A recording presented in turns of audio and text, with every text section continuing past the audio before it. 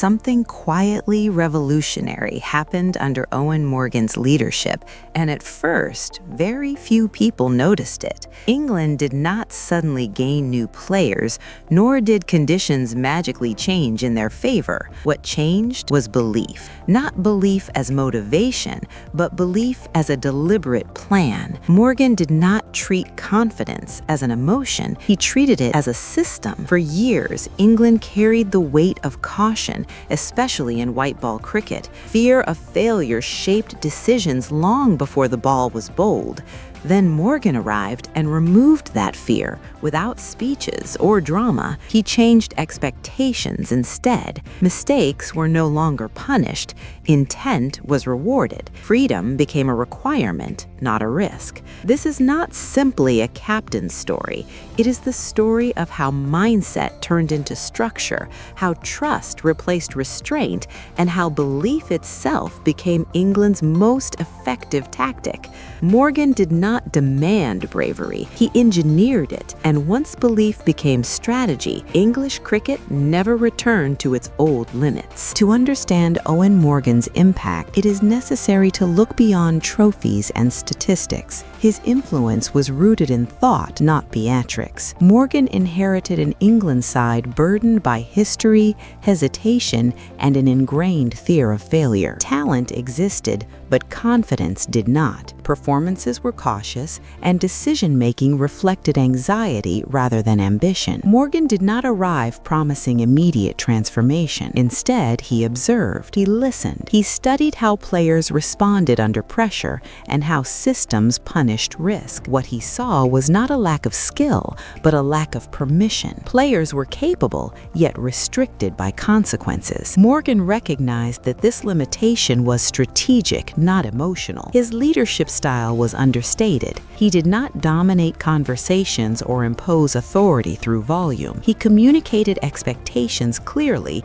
and then stepped back. That restraint built trust. Players understood their roles and, more importantly, felt protected when executing them. Errors were treated as information, not failure. Morgan's background shaped this approach. He had experienced rejection, transition, and reinvention. Those experiences sharpened his understanding of resilience. He knew that confidence could not be demanded, it had to be designed into the environment. Under his guidance, preparation emphasized intent over safety and clarity over caution. Gradually, England's white ball identity shifted. Selection favored bravery. Tactics encouraged acceleration. Risk became acceptable, even necessary. This change was not accidental. It was deliberate, repeatable, and embedded. Eoin Morgan did not just captain a team, he rebuilt its thinking. By replacing fear with structure and doubt with trust, he laid the foundation for one of the most profound cultural shifts in modern cricket. The first signs of change under Eoin Morgan did not appear as dramatic victories or sudden dominance. They appeared in decisions that felt uncomfortable at the time. England began choosing intent over safety, even when results were uncertain. Players were encouraged to attack from the first over, not because it guaranteed success, but because it reflected trust. This approach felt unusual because it challenged long-standing habits. England had traditionally protected wickets, managed risk cautiously, and waited for mistakes. Morgan reversed that logic. He asked players to create pressure rather than absorb it. Losing while attacking was considered acceptable. Losing while retreating was not. What stood out most was Morgan's consistency. When aggressive decisions failed, he did not retreat. The same players were backed again. The same tactics were repeated. This steadiness sent a clear message. The strategy mattered more than short-term outcomes. That message slowly changed behavior. Batters began playing with clarity rather than fear. Bowlers attacked fields instead of defending totals. Fielders took sharper positions, expecting opportunity rather than damage control. Even body language shifted. England no longer looked tense when momentum turned. They trusted the process. Observers struggled to interpret this phase. Some called it reckless. Others questioned whether belief alone could survive elite competition. Losses were scrutinized heavily. Yet Morgan did not adjust his philosophy to satisfy external noise. The unusual behavior was not about aggression itself.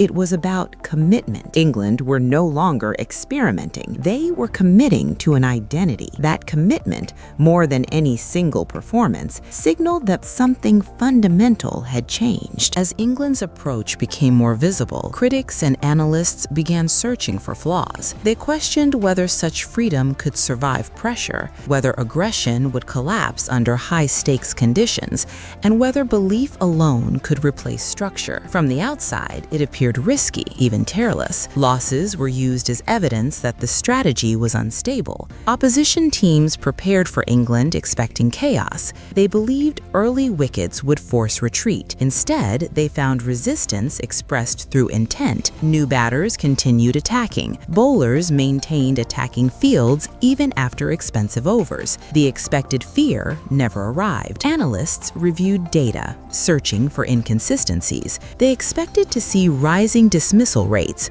or uncontrolled shot selection. Instead, they found patterns. England were scoring faster without proportionately increasing risk. Mistakes were present, but they were not clustered. The approach was not random. Internally, doubts were addressed calmly. Morgan encouraged discussion, not revision. When plans failed, the response was refinement rather than abandonment. That steadiness removed panic from decision-making. Players knew that one failure would not redefine their role. Commentators struggled to label the method. Was it confidence or stubbornness? Was it bravery or denial? The confusion reflected a deeper discomfort. Traditional frameworks no longer explained England's behavior. They were not chasing momentum, they were manufacturing it. The more people tried to identify what was wrong, the clearer it became that the discomfort lay elsewhere. England were operating outside familiar limits. The problem was not the strategy.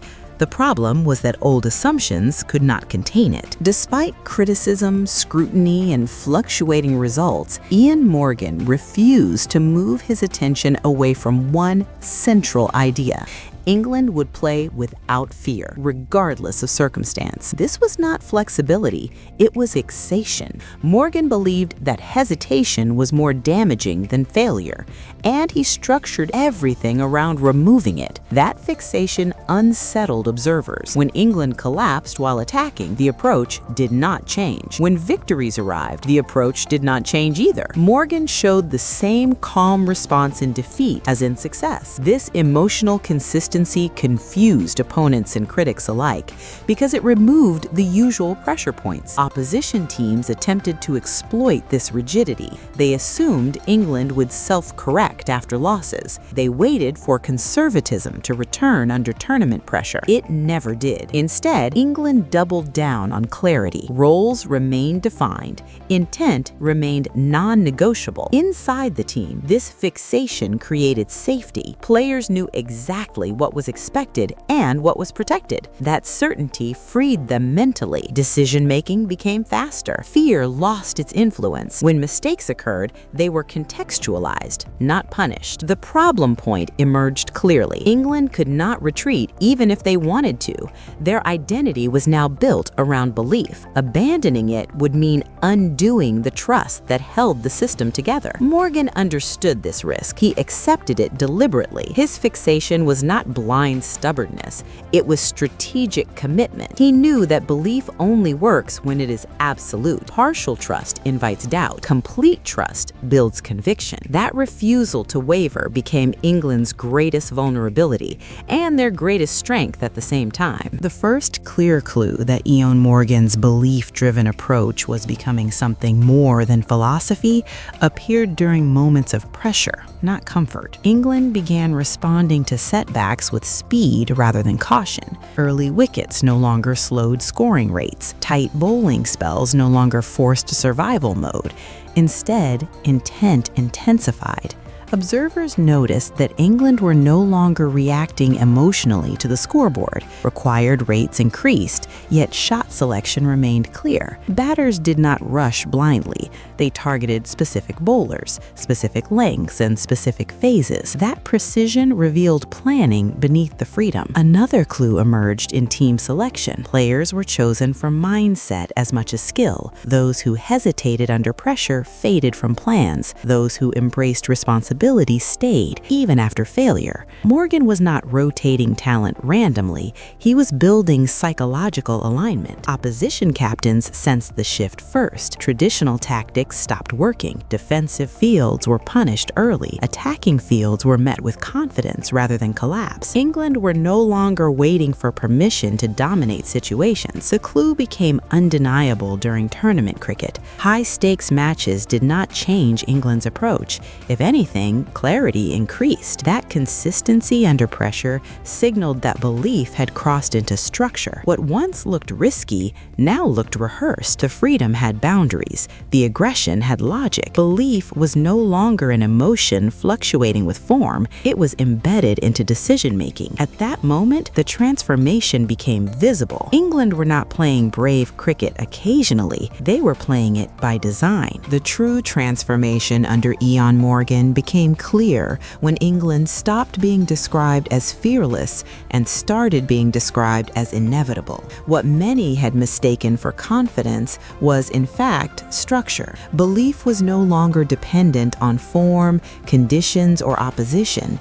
It was embedded into how decisions were made, regardless of consequence. Morgan's greatest achievement was turning risk into routine. Aggressive choices stopped feeling bold because they were rehearsed, discussed, and protected. Players knew that failure would not alter trust. That security removed hesitation, and hesitation had been England's greatest weakness for decades. The reveal also reframed Morgan's leadership.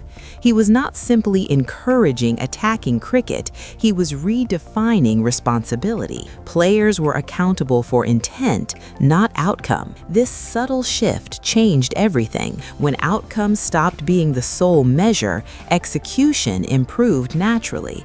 England's white ball dominance did not arrive suddenly. It emerged gradually, then all at once. Once the system matured, opposition teams could sense it early. Pressure phases no longer worked. Momentum swings were brief. England absorbed shocks and responded instantly. The most powerful realization was this: belief had become strategy. It guided selection, tactics, and response under pressure. Morgan did not rely on emotional speeches. He relied on design. That is why his legacy cannot be reduced to trophies alone. He did not just win matches, he changed how England understood itself. Once belief was structured, success followed as a consequence, not a demand. Eoin Morgan's leadership proves that belief can be more than inspiration. It can be a deliberate, repeatable strategy. Under his guidance, England learned to trust preparation over fear, clarity over caution, and intent over reaction. Success was no longer a product of chance. It became the natural outcome of a system built around confidence. Morgan's approach transformed every layer of the team. Players understood roles, were empowered to act decisively, and embraced responsibility without fear of failure. Pressure no longer dictated choices, it highlighted opportunities. England began to dictate matches psychologically, forcing opponents to react rather than respond. The broader lesson is universal. When belief is structured and consistently applied, it becomes a force far stronger than talent alone. It teaches that leadership is not only about vision, but about embedding that vision into every decision, moment, and action. Under Morgan, belief was not just felt, it became strategy, and that strategy changed the course of modern English cricket.